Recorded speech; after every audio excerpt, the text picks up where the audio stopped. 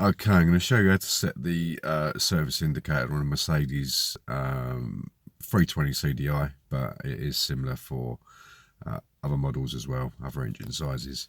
So with the key in ignition, turn it to the first setting, the airbag light will come on, then push the reset button, push it rapidly 3 times, and that'll give you your voltage meter. If you do it slowly, it won't work. Then going through your menu buttons, then go through your arrow keys up and down. You go through different settings until you get to the service menu. So if I just hit it down straight away, I would have got there a little bit quicker. So service data,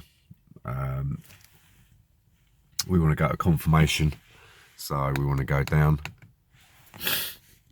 to confirmation, then hit your right menu button. That would give you full service.